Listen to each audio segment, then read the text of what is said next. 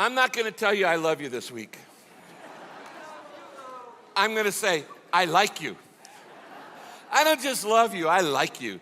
I think you're the coolest people around. If you pull out your message notes, today we're in part 2 in a series called Counterculture Living in an Age of Outrage. And I told you that I got this idea from Ed Stetzer's book. I showed it to you last week. Here's what it looks like. Christians in the Age of Outrage. How to bring out our best when the world is at its worst. And this weekend, I want us to look at counterculture kindness. I don't know if you know this or not, but God has a lot to say in the Bible about kindness. It's a big deal to God. You learning to be kind is a big deal because God is kind. Everything you have in your life, you owe to the kindness of God. And in a rude world where people are bad-mannered and uncivil and more polarized than ever before, to be kind is actually to be counterculture. God has this to say in 1 Thessalonians chapter 5, verse 15. Make sure that you never pay back one wrong with another wrong.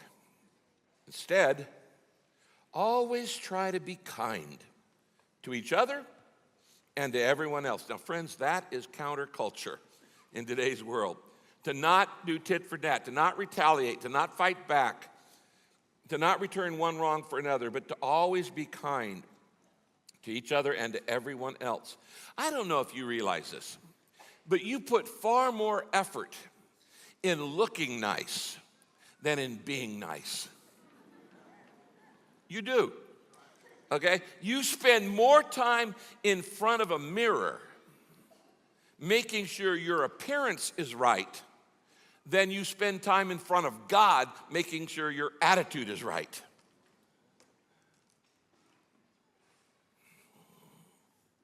If you want to improve your appearance, you want to be more beautiful, more handsome, I'll give you the secret. Here's Rick's secret. It's free. To look really nice, be nice. To look really nice, be nice. It will improve your appearance 100%. People like being around people who are nice. People don't like being around people who look nice but aren't nice. So spend a little bit more time on your attitude than on your appearance. Now, we're also concerned about dressing for success. Let me show you what God says is the key to dressing for success in life. Philippians 4, verse 5. Colossians 3:12. As God's chosen people, holy and dearly loved, clothe yourselves. These are the kinds of clothes you need to put on to dress for success. 5 things. Clothe yourselves with compassion, kindness, humility, gentleness, and patience. If you wore those things all the time, you would be dressing for success in everything you do. Now, I wonder, if I were to ask people who know you best, what quality are you best known for in your neighborhood? What quality are you best known for at work or at school or wherever you are? I wonder what they would say. What quality would they say? Now, God's very clear what he wants people to say about you. The next verse, Philippians 4, verse 5. Your kindness should be known to all. God wants you to have a reputation for kindness. And the reason why I want to share this message today is because I want to be a kind man, but I want you to be known in your neighborhood as the kindest person in the neighborhood. If I were to go to your neighborhood or go to your work and say, who's the kindest person in your office? Who's the kindest person in your neighborhood? Oh, it's that guy. He's the kindest guy I know. She is the kindest woman I know. I want you to be a man of kindness, a woman of kindness. I want you to be famous for your kindness. I want our church family, I want us collectively to be known as, that is the kindest church on the planet. Okay? They may not get everything right, but you know what? When you mess up, they really treat you with kindness at that place. That is the kindest church on earth. That would be a good reputation to have, because God is very, very clear about what he wants you and me to be known for. Look at this verse on the screen. 1 Corinthians 16:14 says, everything you do must be done with love. Now, what's the relationship between love and kindness? Write this down. Here's your definition. Kindness is love in action. That's what kindness is. Kindness is just love in action. Kindness is not an emotion. Kindness is not a feeling. You might have all kinds of what you think are kind feelings towards somebody, but if you don't ever act in a kind way, you're not kind. Kindness is not something you feel towards someone. Kindness is something you do towards someone. It is an activity. It is an event. It is an action. Kindness is love in action. Now, this is so important to your life that God had Jesus tell a very famous story about it. In fact, probably the most famous story in the entire Bible is called the story of the Good Samaritan. He told the story to explain what it really means to be kind, because we don't really understand kindness. We kind of think we know, but we don't really understand it. And it's called the Good Samaritan.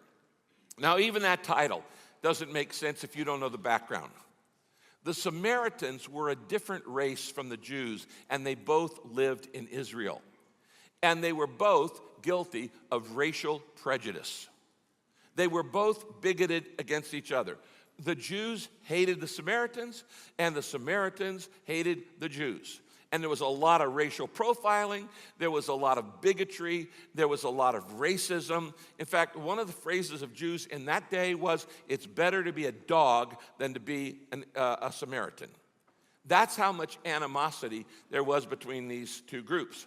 Jesus typically turns the tables, and he does the opposite of what people expect. And he makes, quote, the bad guy in the Jews' idea the hero of the story. He makes the hero of the story the person who is despised, who is outcast, who is prejudiced against. And he does this because Jesus was never, ever politically correct. Never. He didn't care about political correctness. He cared about being correct, not politically correct. Now, he tells this story. He sets up the story because of a question that he's asked. Here on the screen, in Luke chapter 10, it says, one day, an expert in the religious law stood up to test Jesus by asking him a question. He says, teacher, what must I do to receive eternal life? Pretty good question. How do I get to heaven? What do I do to receive eternal life? And Jesus replied, well, what does the law of Moses say? And the man answered, well, the law of Moses says this, you must love the Lord. You must love the Lord your God with all your heart and all your soul and all your strength and all your mind. And you have to love your neighbor as yourself. That's called the great commandment. Love God with all your heart, soul, mind, and strength. Love your neighbor as yourself. Jesus goes, that's right, bingo, good answer. You got the right guy. Ding, ding, ding, ding, ding. You win the car. He says, do this and you'll live. But the man wanted to justify his actions. So he asked Jesus, Lord, who's my neighbor? And Jesus answered by telling him a story. Now, what's going on here? This guy doesn't want to have to love everybody. And he said, surely when you say love your neighbor yourself, you're not talking about like the whole world. Like, you don't expect me to love people I don't like. You don't expect me to love my enemies. You don't expect me to love people who are different from me, who think different, act different, live different, different races, different languages. No, surely you can't, when you say love your neighbor, that can't mean everybody. What is he doing? He's looking for a loophole. Like you've never done this with a command of God. When God says, this is what I want you to do, and you're going, is there a little loophole here? Is there a grandfather clause? Is there a little way out? Because I don't happen to like this. It's too general, too generic. I'm going to have to love everybody like I love myself. That's a radical kind of love. To love everybody as myself means I aim to love everybody else as much as I love myself.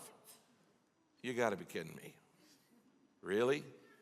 And so he is a radical concept, and he's trying to reduce his responsibility I don't want to have to love everybody, especially I don't want to love my enemies, and especially don't want to love people like me. And so he says, so who's my neighbor? And Jesus answers that question with this famous story. Now, the story is that this guy is going from Jericho down to Jerusalem on the road. I have been on this road before. The road from Jericho to Jerusalem is like coming down a mountain. It's like coming down from Big Bear to San Bernardino. It's a very curvy road, lots of tail curves, and thieves and robbers were famous for being in this area. And when travelers would go from Jericho down to Jerusalem, they would often get robbed, raped, beat up, tortured, all kinds of stuff, because there are plenty of places to hide in these little crooked roads. And this one guy, he gets beat up by a bunch of bandits, and he's left for dead on the side of the road. And then 3 more travelers come down, and they see the guy who's been hurt by the side of the road. The first 2 pay no attention to the guy or just kind of blow him off. And the third guy actually helps him, and he is called the Good Samaritan. He was a Samaritan, so he's the bad guy actually in this culture. He is the guy that a Samaritan helping a Jew would be like a black guy helping save the life of a Ku Klux Klan bigot, or a Holocaust survivor saving the life of a Nazi perpetrator. It's the exact opposite of what you would expect. And so he tells this story, and he says there's 3 different guys. There's a priest, there's a Levite, and there's a Samaritan, and they all encounter this crime scene when they're going from Jericho down to Jerusalem. Each of these 3 people represents an attitude. Now, I want to be clear. You're not one of these. Oh, I'm the Samaritan. No. You can have all 3 of these attitudes in the same day. Okay, you could act like the first guy in one moment, the second guy in another moment, and the third guy in another moment. So don't go, well, that's me, I'm number 3. I'm the good guy. No, you can have all 3 of these attitudes in the exact same day. So we're going to look at it. Each of these represents 3 possible attitudes toward people that you could express, as I said, in 3 different situations. So let's look at the 3 attitudes. The first guy is the priest. He's the first traveler. And here's what we learn from the priest. This attitude is the I can keep my distance attitude. It is the attitude of avoidance. I can keep my distance. And he sees the guy, and he really doesn't want to be close to him, so he goes over to the other side of the road. In Luke chapter 10, verse 30 and 31, it says this. There was a man who was going down from Jerusalem to Jericho when robbers attacked him, stripped him, beat him up, leaving him half dead. So he's naked and he's half dead. All of his belongings have been stolen. Now it so happened, I want you to, right now, we'll come back to this. Circle the phrase, it so happened. We'll come back to it later on. It so happened that a priest was going down that same road. But when he saw the man who was in pain, he walked on by on the other side. He walked on by on the other side. Now, this is the attitude of avoidance. If I don't pay attention, then it's not my responsibility. This guy's walking down the road. He sees a man left half for dead, naked, bleeding to death, and instead of helping the guy, he just crosses over to the other side of the road and keeps walking. Out of sight, out of mind. I'm just going to avoid it. I'm going to keep my distance. That's why I move to the other side of the road, to keep my distance. That if I ignore it, I don't have to do anything about it. I don't have to pay attention. I'm not responsible. Now, a lot of people actually live this way, and it's this. Don't get too close to people so then you don't have to help them when they're in pain. Don't get too close to people. Keep all your relationships shallow. Don't really get involved in people's lives, your neighbors' lives, friends' lives, small group lives. Just keep all your relationships superficial so you don't have to get involved. And then, because if you get close, you may have to help them. Stick to your own business. That way you can avoid a whole lot of hurt. Keep your distance. Stay distracted. Now, in cities like we live, it's pretty easy to do this, to keep your distance from people. You can live next to people for a long, long time and not be involved in their lives. I happen to have great neighbors on either side of me. The Newberys live on one side and the Mars live on another. They've been great friends for literally decades. They're members of Saddleback Church. But sometimes I can go weeks without even seeing them because we have a thing called automatic garage door openers. An automatic garage door means you can open the door and just go in, close the door, and go right into your house and never, ever see your neighbors. And it might be you only see them when you happen to be out getting the mail at the same time or taking the trash out at the same time, and that may be it. So we actually live in a culture that makes it easy to do this keep my distance avoidance style. You see, we don't realize how many people around us are hurting because we don't see them. You know that in California, this state alone, there are 6 million people who live below the poverty line. 6 million. That's bigger than most states. The number of poor people in this state is bigger than most states in America. And yet you never see them. Why? Because you live on the other side of the road. And you walk on the other side of the road. And so it's easy to live this way, this avoidance lifestyle. Now that's the first attitude I have. I'm just going to keep my distance. When I see somebody in pain, I'll just walk over to the other side of the road and keep walking because I'm busy with what I'm doing. I'm preoccupied with me. Now here's the second attitude. Second attitude represents the second guy, and he's a traveler, and it is this: I can be curious but uncaring. I can be curious, but uncaring. This guy's a little bit more interested, but he's not interested enough to do anything. This is the attitude not of avoidance. This is the attitude of apathy. I see the need of other people. I'm just too self-centered to help. In other words, the second guy, it says he goes down and he actually goes over and looks at the guy and goes, wow, very interesting. And then he goes on with his way. So here's what the Bible says about this guy in verse 32. In the same way, a Levite also came there down the street, down the road, went over and looked at the man, but walked by on the other side. Now, notice the difference between these first two guys. By the way, a Levite is not a jean salesman. Okay. It means he's a temple assistant. Both of these guys, the priest and the Levite, are religious people. Point. Being religious doesn't make you nice. Being religious doesn't make you kind. You could go to church all your life and be a miserable person with other people. Some of the most unkind people I know were church attenders. Being a religious person doesn't make you kind. Being like Christ makes you kind. Now, the first guy is the priest. He's walking down on this side of the road. He sees this man naked, bleeding, half dead, and he just goes, I'm going to walk over here, walk on the other side of the road and keep going. I totally ignore him. I avoid him. The second guy is the Levite, and it says this. He's walking down on this side of the road, and he sees the guy over there, naked, bleeding to death, dying. He walks over and stares at him. Very interesting. This is worse. Okay, this is worse. He's curious, but he's uncaring. And he sees the victim, and he stares at the victim, but he doesn't help the victim. Notice verse 32. In the same way the Levite came there, went over, looked at the man, circle the word looked, but then he walked on by on the other side. He sees the victim, he stares at the victim, but he doesn't help the victim. You say, well, shoot, I'd never do that, Rick. Oh, really?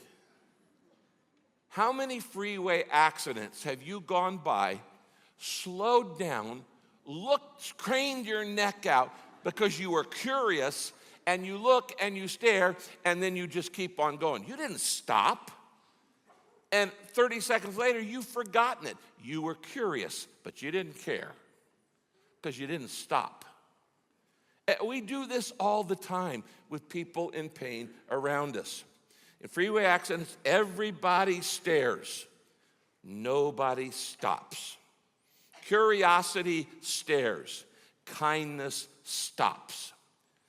I've told you many times that a lot of people like to study the steps of Jesus. I like to study the stops of Jesus. What did Jesus allow to interrupt him? What was he willing to stop for? Because in the Bible, almost every miracle happens as a result of an interruption, a stop. What stopped Jesus? What stops you in the middle of your work to stop and care about somebody else? You see, what I'm saying is this. We love to read about the pain of other people. That's why gossip magazines and gossip TV shows are so popular. Why should you care about the divorce of somebody famous?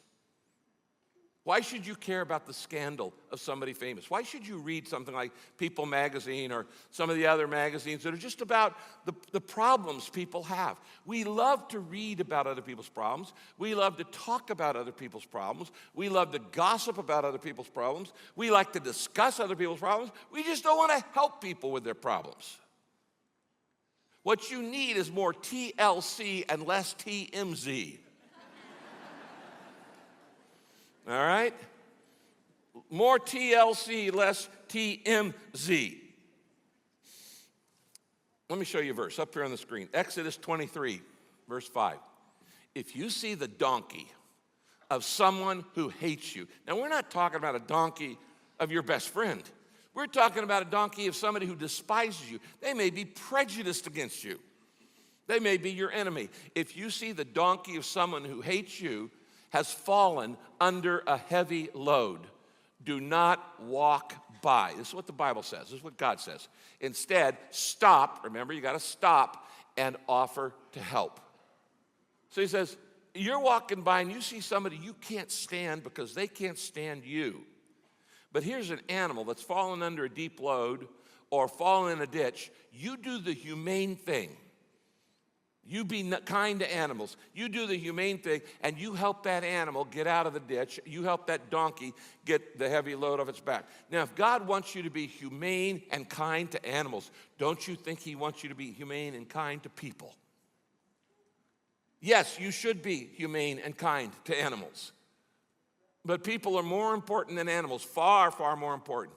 And God says, you be kind not just to animals, you be kind to everybody. See, as a believer, I am not allowed to hate anybody. It is insisted by God that I be kind to everybody. I don't get any loophole on that. I don't have to agree with everybody. I don't have to approve of everything they do. They may not like me. They may be mean to me. I am not allowed to be mean to them if I claim to be a Christian. I am commanded by God to be kind to everybody. I treat everybody with dignity and respect. I don't have to agree with what they believe, how they live, what their lifestyle is, how they vote, what their political persuasion is. Doesn't matter. I'm just supposed to treat them with dignity and kindness, and I'm not allowed to be unkind to anybody. That's what it means to be a believer. In fact, the Bible says, let him who names the name of the Lord depart from iniquity. It means if you're going to call yourself a Christian, then you should do the right thing. And if you're not going to be kind, stop calling yourself a Christian because you're bad advertising for the rest of us. And there are Christians out there who are being unkind on the internet every day. And they're a bad witness. And they're tainting everybody else. Now, I can be this first guy, be distant, keep my distance, be avoidance. I can be curious and uncaring, that's apathy. Or the third thing, I can be like this Good Samaritan, and that is this, I can show kindness. Write that down. This is the third response. Kindness is love in action. I can show kindness. Verse 33. But the Samaritan, who was traveling that way, came upon the man, and when he saw him, his heart was filled with pity. Now, as I said, Jesus loved to turn the tables. This is a guy who's despised probably by the very man who's been hurt, okay? And yet he's the hero of the story. This guy helping a Jew would be like a black man helping a Ku Klux Klan bigot and saving the guy's life. Or it would be like a Jew who had survived the Holocaust helping a Nazi perpetrator and saving their life when that person probably wanted to kill him. It's the ultimate example of kindness. Now in Matthew 7:12, here on the screen, it says this. Luke 10:33. Never mind. 10:33, a Samaritan who was traveling that way came upon the man, and when he saw him, his heart was filled with what? Pity. That's the heart of kindness. Now, what is the basis behind this? The next verse, Matthew 7, verse 12. Jesus says, always treat others as you would like them to treat you. You know this is called the golden rule. Do unto others as you would have them do unto you. Always treat other people the way they want to treat you. How do you want to be treated? With kindness. Then how are you commanded to treat everybody else? With kindness. I am not allowed to treat other people in a way I don't want to be treated. Now, why should I always be kind? Well, there are a couple reasons. First, God says that if you're unkind, your life will be unproductive. If you're unkind, your life will be unproductive. It will be barren. Look at this verse, Galatians chapter 6, verse 7. The person who plants selfishness lives totally for themselves, ignoring the needs of others, harvest a crop of weeds, and all he'll have to show for his life is weeds. I could show you testimonies of guys that I know who, when they were married and they had kids, but they paid no attention to their wife or their kids. They were living totally for themselves, ended up in divorce, estranged from the kids, and now in old age, their life is barren, full of weeds. Why? Because they were planting seeds of selfishness the whole time. My life will be unproductive if I'm not kind. On the other hand, God says, I will bless your life the more kind you are. As a man, as a woman, the kinder you are, God says, you be a blessing to other people, I'm going to bless your life. Look at this verse, Proverbs 11, verse 17. Your own soul, the Bible says, your own soul is nourished when you're kind. When you do an act of kindness, remember it's not an emotion, it's something you do for somebody. You do an act of kindness. Nobody else may even see it. Nobody else may even know it, but God sees it. And he says, I'm going to make sure you get blessed for that. Your own soul will be nourished.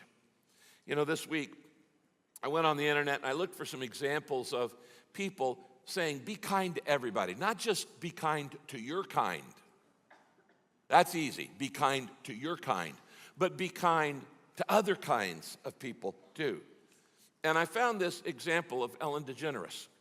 Ellen DeGeneres and I would probably disagree on a lot of different things. We would not see eye to eye on many things. But I love Ellen DeGeneres. Why? Well, number one, she's an hilarious comedian who is always clean. And that's hard to find today, a clean comedian who is always clean. And she never uses her humor to put down other people, to attack others. I appreciate that. She's a great humanitarian. But more than that, she's a kind soul. And in a world that's increasingly unkind and uncivil, we need more people who show kindness like her. Watch this little clip. So this weekend, I went to Dallas for the Cowboys game, and during the game, they showed a shot of George and me laughing together, and people were upset. They thought, why is a gay Hollywood liberal sitting next to a conservative Republican president? Didn't even notice I'm holding the brand new iPhone 11, and I was aware that I was going to be surrounded with people from very different views and beliefs, and I'm not talking about politics. I was rooting for the Packers, and get this, everybody in the Cowboys suite was rooting for the Cowboys. And so I had to hide my cheese hat in Portia's purse. Here's the thing. I'm friends with George Bush. In fact, I'm friends with a lot of people who don't share the same beliefs that I have. We're all different, and I think that we've forgotten that that's okay, that we're all different. Just because I don't agree with someone on everything doesn't mean that I'm not going to be friends with them. When I say be kind to one another, I don't mean only the people that think the same way that you do. I mean be kind to everyone. Doesn't matter. Yeah. Now, I couldn't say it better than Ellen. Be kind to everybody. And Jesus, if he were here today, would say this to you, be kind to everybody. I follow Ellen on Twitter. She follows me on Twitter. And why? Because she's kind and I'm kind. And we're not just kind to people who are our kind. We're kind to everybody, okay? We're kind to everybody. So that's important. So how do you become a kinder person? How can you as a man be a kinder man? And how can you as a woman be a kinder woman? Where you become famous and they go, that is the kindest guy in our neighborhood. She is the kindest woman in our neighborhood. Well, this passage gives us 4 incredibly powerful truths. This story that Jesus told is packed with wisdom. And I want to take you through these 4 steps to becoming a kinder person. Number 1, it starts with your vision, starts with the way you look. First, I must see the needs of people around me. I must see the needs of people around me. In verse 33, this is the first thing the Good Samaritan does. He observes, he looks, he notices, he's aware. Luke 10, verse 33, when he saw, circle that, when he saw the man's condition, his heart went out to him. It starts by seeing things you've been missing. Love begins with looking. Sensitivity begins with seeing. You can't care until you are first aware. You got to start noticing the people in pain around you that you haven't been noticing. Kindness always starts with your eyes, with the way you look at people. It starts with observation. You can't meet a need until first you see a need. And if you don't see it, you can't meet it. So first, I must see the needs of people around me. Friends, wounded people are all around you all the time. They're around you right now. People on your row are deeply wounded. Why? Because everybody has a secret wound. Nobody goes through life unwounded. Everybody has a secret wound. So be kind to everybody. Nobody gets away scot-free. Everybody has wounds. Emotional wounds, trauma wounds, financial wounds, relational wounds, spiritual wounds, mental wounds, physical wounds. Everybody is wounded in different areas. You have to just start seeing it, noticing it. Now, the truth is, you don't see the wounds of people around you very often. Why? 2 reasons. They're hiding them, and you're in a hurry. First, they are hiding them. People hide their grief. People hide their loneliness. People hide their insecurity. People hide their depression. People hide their pain. People hide their wounds. Everybody's hiding, so you don't really see it if you're not even looking for it. The second reason is because you're always in a hurry, and hurry is the death of kindness. When I'm in a hurry, I have a hard time being kind. When I'm slow down a little bit, I can be a lot kinder. When I have to fly somewhere in the world on some plane, I've discovered that when I have plenty of time and I get to the airport in plenty of time, I can be nice to everybody. I'm nice to the ticket agent. I'm nice to the baggage claim. I'm nice to the Starbucks barista. I stop and take pictures with people. I kiss little babies. You know, I have a good old time. I make friends with the taxi driver. I talk to him about his life. Why? Because I'm not in a hurry. But if I'm late and I'm rushing to get to an airplane, sorry, I don't have time to stop and notice you. I'm in a hurry. And so hurry is the death of kindness. I want to write this principle down. The slower I go, the more I'll see. Write that down. The slower I go, the more I'll see. You see, I can't be bothered if I'm busy. You got your problem, I got mine. I'm in a hurry. I can't be bothered if I'm busy. So if I'm going to be more kind, I'm going to have to figure out how to not be so busy. And the slower I go, the more I'll see. If I want to take my kids and my grandkids and show them America, well, I can do it fast or slow. And we can get on a plane and fly to the East Coast in about 5.5 hours. And in that flight at 35,000 feet and at 350 miles an hour, you're not seeing anything. You're really not seeing anything. You're just going too fast. If I really want my kids and grandkids to see America, I got to take a train, which goes a whole lot slower and they can look out the window. If I really want them to see it, we got to take a car trip and go slower. And honestly, I guess if I really want them to notice, we could ride a bicycle, okay? And if I really want them to notice all the flora and the fauna and all the little crickets, then we're going to walk across America. The point is, the slower you go, the more you see. And so if the first step in being kind is seeing, means you got to slow down. You got to slow down. The slower I go, the more I'll see. 1 Corinthians 10:24 says this, look out, circle that, look out for the good of others. Don't just look out for your own good, look out for the good of others. So the first step in kindness is to ask God to give you spiritual radar. And you pray, God, help me to see people the way you see them. Help me to see people the way you see them. And help me to always be on the lookout for the person in pain, the person in need, for those who need some kind of kindness.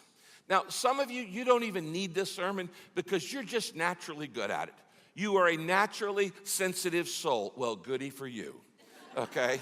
You don't get any credit because you were just naturally gifted that way. For the rest of us, it's a little harder, and we have to learn it. By nature, I am not a sensitive person. By nature, I'm not paying attention to other people's needs. Why? I'm a man, okay?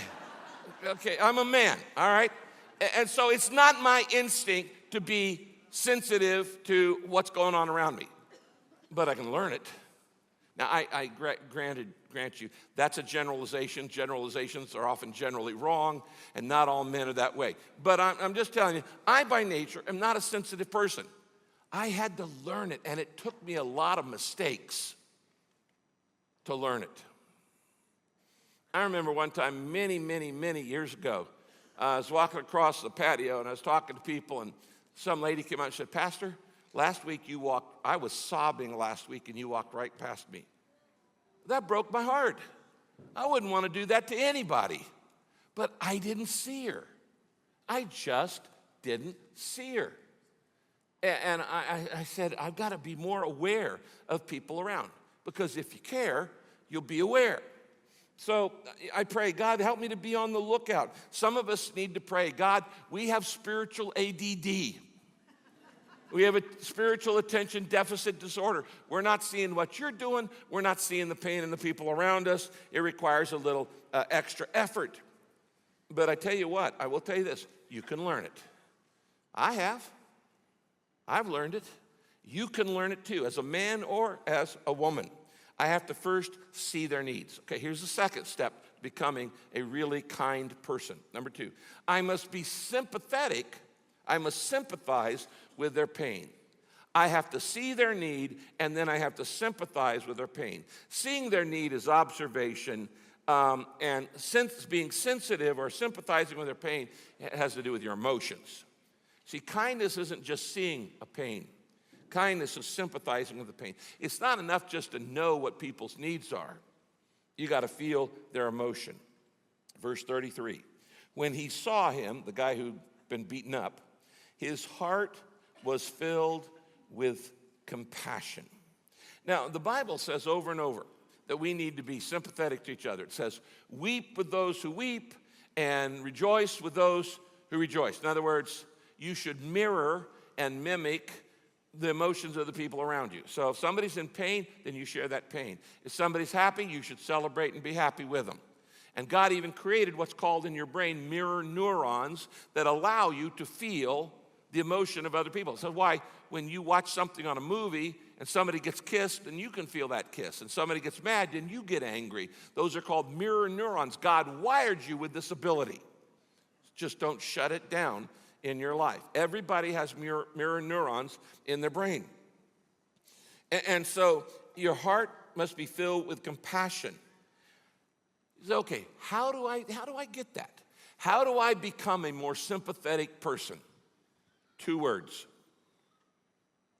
How do you become a more sympathetic person? Here it is, write it down. Listen better. Listen better. Sympathy is a matter of your ear. Seeing is a matter of your eye. Sympathy is a matter of your ear. I see with my eyes, but I sympathize with my ears. Your ears are some of the greatest healing tools God gave you. You can actually heal people by just listening to them.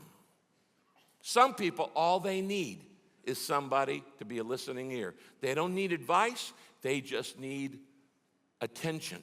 They need a listening ear.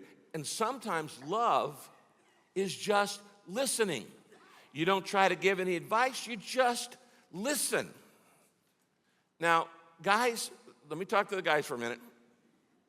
We're not real good at this, okay? We're not real good at this. So I'm going to ask you to start practicing what I call first date listening. First date listening. If you can remember back that far, when you were trying to really impress some cute girl, and you take her to a restaurant or a diner, and she starts talking, and you're trying to act like you're paying attention, okay? And you're leaning in, and you go, yeah, wow. Whoa, yeah, and you're nodding, and you're active, and man, that is a problem, wow. And you're really getting into it. Now, this is not easy for you. It seems foreign to you. You're not used to active listening, and you're paying a lot of attention, and after that first date, you went home, and you were exhausted. You'd never put out so much energy in your life just trying to listen to a woman talk to you. But you can get good at it, okay? But the truth is, 10 years later, you're sitting in Chili's with your wife eating your nachos, and she's going, wah, wah, wah, wah, wah, wah, wah, wah. And you're not paying any attention at all, okay? All right? That is not kind, okay? That is not kind. Now, ladies, be kind to your husband who's not being kind to you, okay? Don't rip him for this. Just pray for him, all right? Everybody in the world has 2 fundamental basic needs. Everybody, man or woman, doesn't matter. First, everybody has a need to be understood. You need to feel like there's somebody in the world who gets you. I am understood. They know what I'm saying. They know what I mean. They get me. They understand. Everybody has that need to be intellectually feel like I'm understood. And number 2, everybody has a need to be validated. And that has to do with your emotions. Like somebody goes, I not only understand you, you're not weird for thinking that. I validate you. That fear you have, that concern you have, that emotion you have, that anger you have, I get it. It makes sense to me. You need to be validated. Both of those great needs are met by listening. And when you listen to somebody and you pay attention and you say, I understand, and you validate them, you have given them an enormous gift. And you have been kind at that moment. I read this poem a long time ago, and I thought it was good. When I ask you to listen to me, and you start giving me advice, you haven't done what I asked. When I ask you to listen to me, and you begin to tell me why I shouldn't feel that way, you trample on my feelings.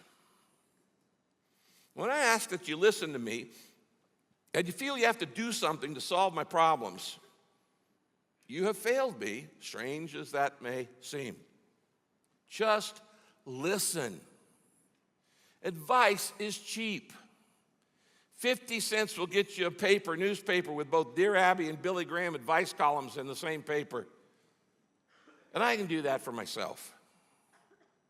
I am not helpless.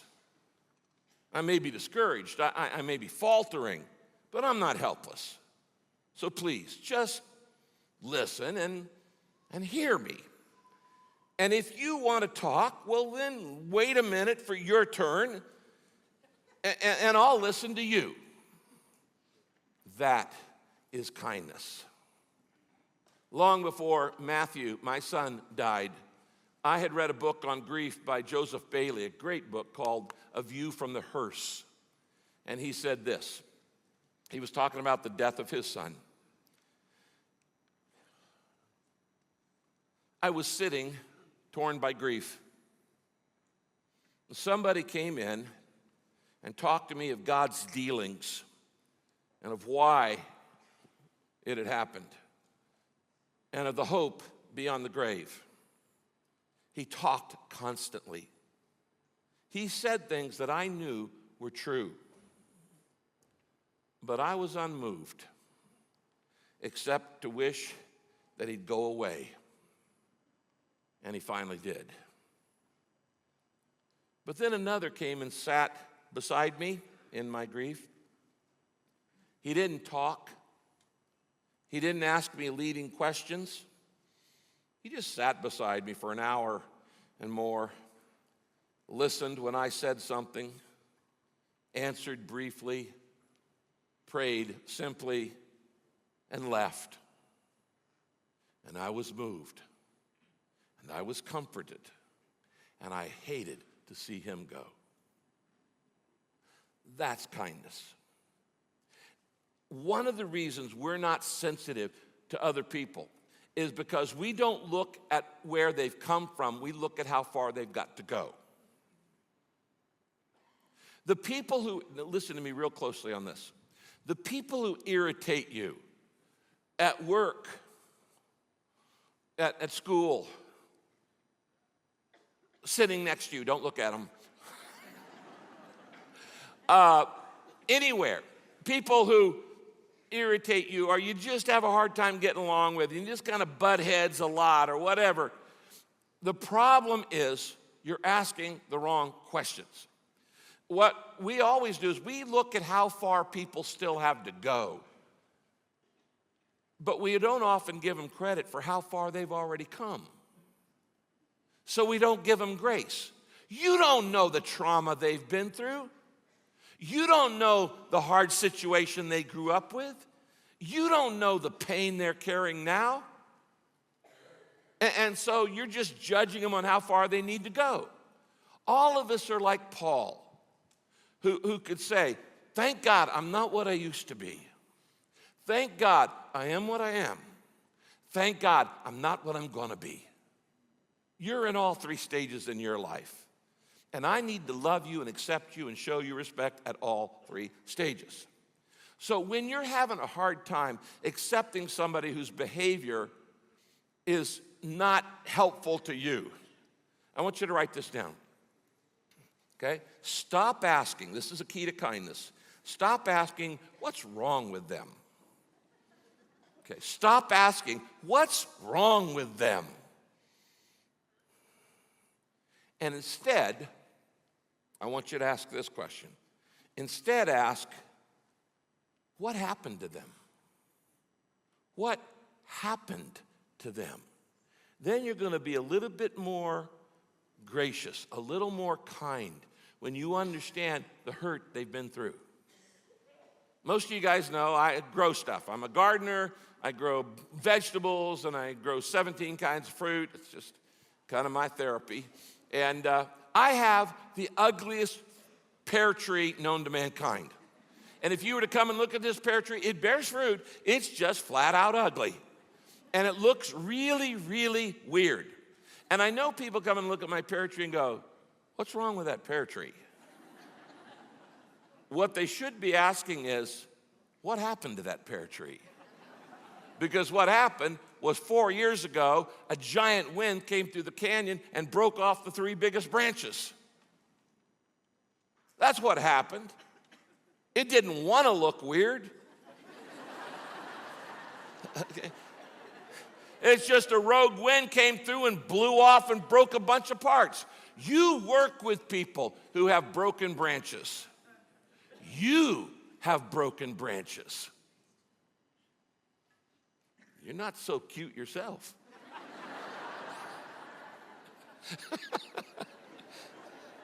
I'm sorry. That wasn't kind. All right, so please forgive me. Sometimes you have to forgive your pastor, okay, all right? But you get the point. We've all had rogue winds come through our life and break things in our lives. We've all had brokenness in our lives. And the question is not, what's wrong with you, but what happened to you? When you understand what happened, you cut people slack. You give them grace. I've told, how many times have you heard me say this? Hundreds of times. Hurt people hurt people. Happy people don't hurt people. Hurt people hurt people. Your mom hurts you because she's been hurt. Your dad hurt you because he was hurt. Happy people don't hurt people. Hurt people hurt people. So stop asking, what's wrong with them? Start asking, what happened to them? Everybody's got trauma in their lives. That makes sense? Get it? Get it? Good. All right. Galatians 6:4. Share each other's troubles and problems, and in this way, you obey the law of Christ. What's the law of Christ? Love your neighbor as yourself. I got this letter this week. Dear Pastor Rick, I was having a lot of issues with somebody I worked with. I simply ran out of patience with this guy. I found myself always thinking poorly of him. And truthfully, I was snarky with him. I was not polite with him, even when he tried to fix the situation and do his best. Then one day, God convicted me about my unkindness. So I asked God what I should do. And I felt impressed that God wanted me to start doing kind things for this guy who I really didn't like at all. So in trying to be kind, I started offering him rides when he needed rides. I started buying him coffee. I started helping him at work in different ways. What happened next was amazing. By acting in kind ways, in other words, even when he didn't feel it, God changed my heart toward this guy, and he stopped being an irritation.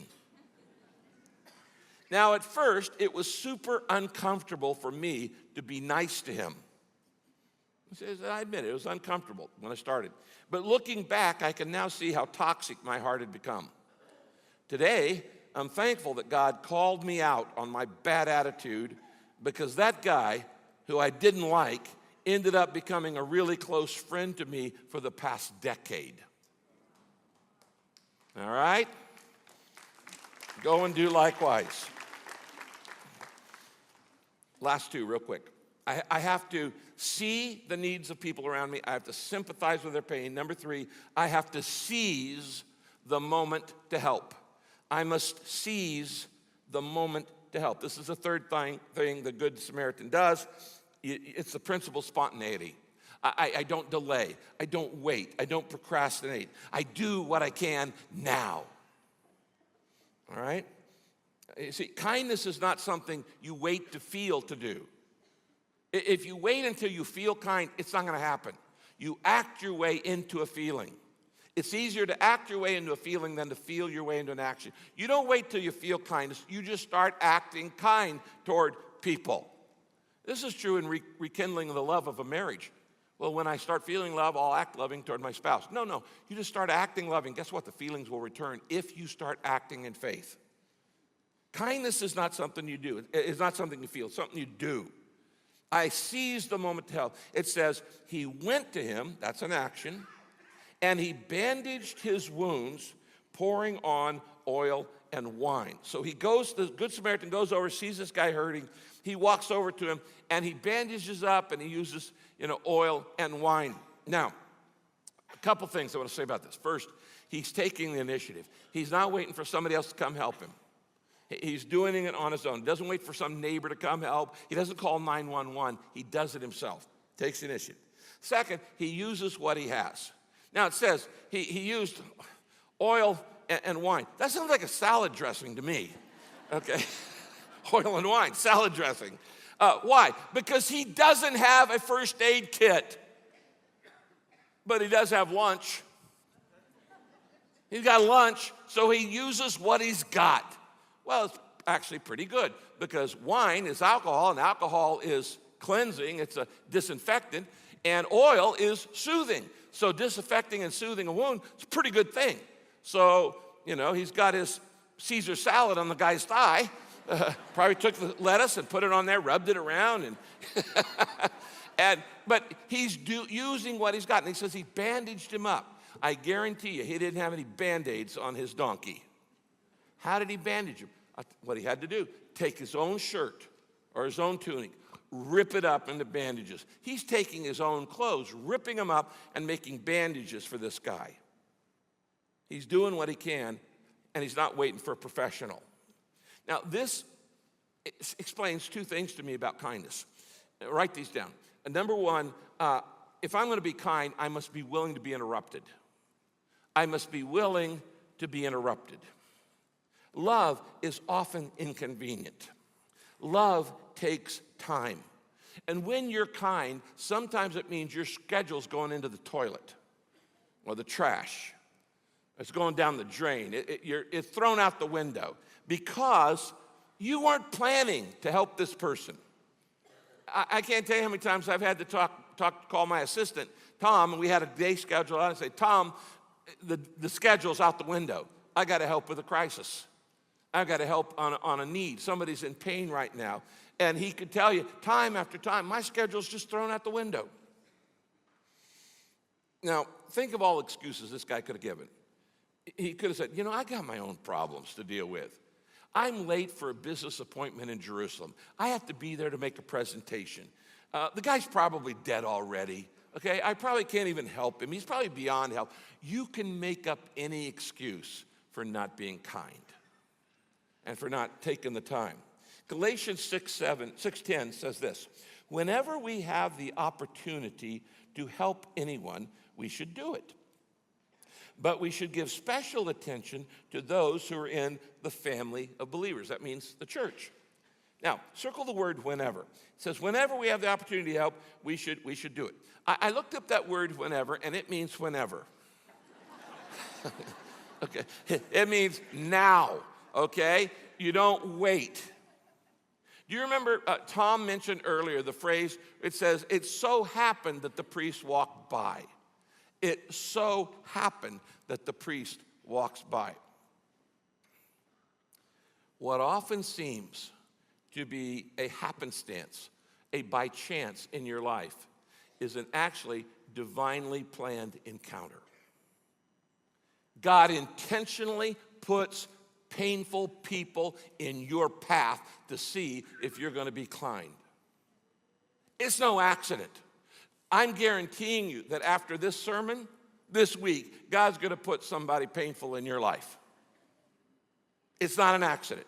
This is a test. Are you going to be self-centered or are you going to be kind? What we think it just happened is not a happenstance. God plans it to test our character, to grow our character, to make us more like Him. He intentionally puts people in your path so you can grow in kindness and love. Now, I said, this teaches me I have to be willing to be interrupted. And almost every miracle of Jesus, as I said, was when he was interrupted. He was willing to stop and help somebody in pain. Second thing this teaches me is that for me to learn to be kind, I have to move against my fears. Write that down. To be kind, I must move against my fears. Because fear keeps us from being kind. Now, this guy here has all kinds of possible fears that he could be afraid of. Remember, this is a very treacherous road, as Tom talked about. robbers and thieves everywhere. So he's going, what if I go over to help this guy and the robbers are just in hiding and they're going to come out and they're going to beat me up?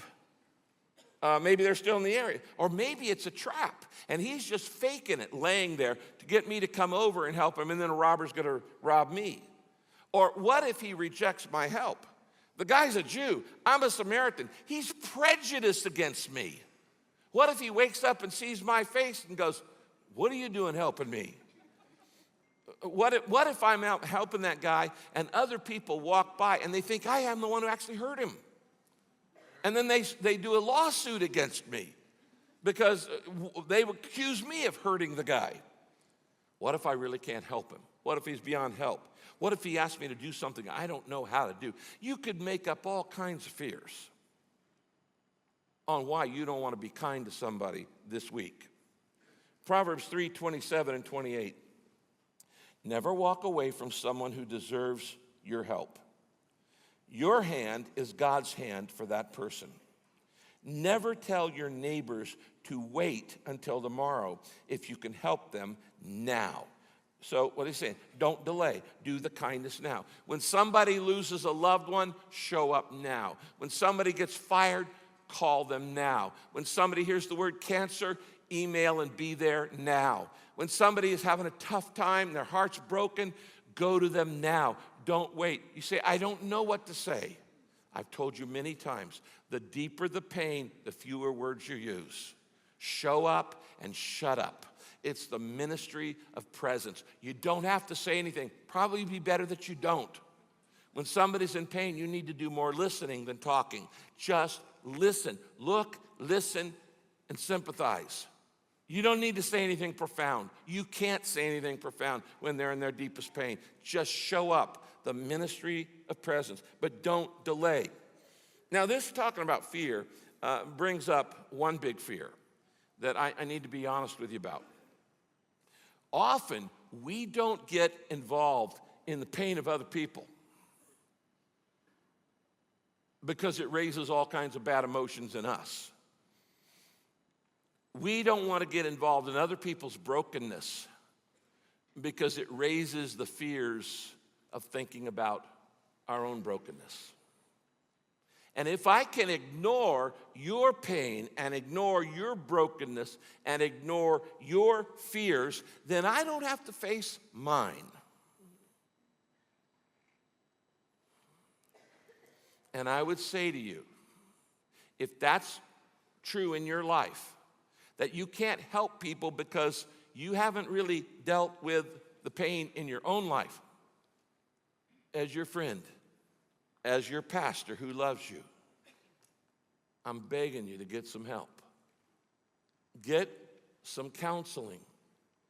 We have Christian counselors at Saddleback and we can refer and help. Get some help because it's keeping you from being kind. You can't be kind because you're scared to death that it's going to raise up the fear in you. And so get some help. And then you'll be free, and then you can help other people, and you'll be kind. All right, let's review. To be kind, I got to see the need. To be kind, I've got to be sympathetic to the pain. And to be kind, I've got to seize the moment. There's one other thing. Number 4, this guy did it. To be kind, I must spend whatever it takes. I must spend whatever it takes. There is always a cost to kindness. This is the principle of a sacrifice. There's always a price tag. It usually requires a sacrifice of your time. It may require a sacrifice of your money. It certainly will require a sacrifice of your energy and attention. It might even require a sacrifice of your reputation because other people see you helping that person in the office, and then you get guilt by association. Jesus was never worried about guilt by association. He just said, we're going to deal with this. Here's the last verses, verse 34 and 35. Then he put the man on his own donkey, and he took him to an inn where he took care of him. And the next day he gave the innkeeper some silver, and he doesn't even know this guy. But he's taking him to a Motel 6, takes care of him. Next day gives the innkeeper money and says, you take care of the guy. He said, if his bill runs higher than that, I'll pay the difference the next time I'm here. Takes him to the motel. By the way, who's on the donkey now? The hurt man. Good Samaritan's walking. Okay? He nurses him through the night. He provides for his care. He pays his bill. He doesn't call 911. He does all he can to help. What did he gain from this? Nothing. But God saw it. God saw it, and he's growing a kind heart. Now Jesus, remember this story was told to answer the question, who's my neighbor? Who do I have to love? And Jesus asked, so which of these three people would you say was a true neighbor to the one attacked? And the man said, well, the one who showed him kindness. And Jesus said, you're right. Now you go and do the same. And I'm saying to you this week, you go and do the same with people in your life. And let me just wrap this up by showing you one promise of God about kindness. Proverbs 19:17. Being kind to the people in need is like lending to the Lord, and he will repay you for the kindness you have shown. Anytime you help anybody else in pain, God says, you're being kind. And that's like a loan to me. God says, he said, I'm not going to be in your debt. You're going to be in mine. I will make sure you are repaid for your kindness. So who do you need to be kind to this week? I want you to think, here's your homework. Think of one person who is not a believer. One person you know who's not a believer. You see him every week. And I want you to start being kind to that person, intentionally kind. If you know what their pain is, you write it down. If you don't know what their pain is, you have some learning to do. But I want you to just start being kind to one person who doesn't know the Lord that you see every week. This is what it means to be counterculture, to do the exact opposite of what our society says to do. And why do we be kind? Because God has been kind to us. Last verse on the screen. God saved you through faith as an act of his kindness. You had nothing to do with it. Being saved is a gift from God. Everything I have is because of God's kindness. So I certainly should show kindness to everybody else. Let's bow our heads for prayer. Father, I want to thank you for your extravagant kindness to us. Thank you for your extravagant kindness to me. You sent Jesus to die for us. Father, we don't want to be uncaring. We don't want to be apathetic. We don't want to be avoiders. We don't want to be fearful about those around us. We want to learn to love our neighbors as ourselves. Help us to take these 4 steps to becoming kind men and kind women. Now you pray. You say something like this.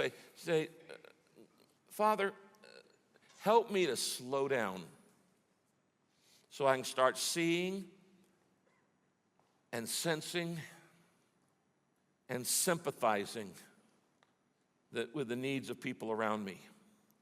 God, I need spiritual radar. I'm not that sensitive. Help me to be a better listener so I can sympathize with people. And when interruptions come, help me to see them as opportunities to grow in kindness. Help me to be willing to take risks, to move against my own fears in order to help others. Lord, starting today, I'm making myself available to be used to show your kindness and love to people who don't know you yet. I'm asking for your help as I seize the moment this week and I spend whatever it takes to be a kind person. I ask for your help. If you've never invited Jesus into your life, say, Jesus Christ, thank you for your kindness to me. I could never save myself. I want to accept your kindness today. I want to be a part of your family. And I want to trust you to save me because I can't save me. So I'm turning myself to you today. And we all pray this, Lord, in your name. Amen. God bless you, everybody.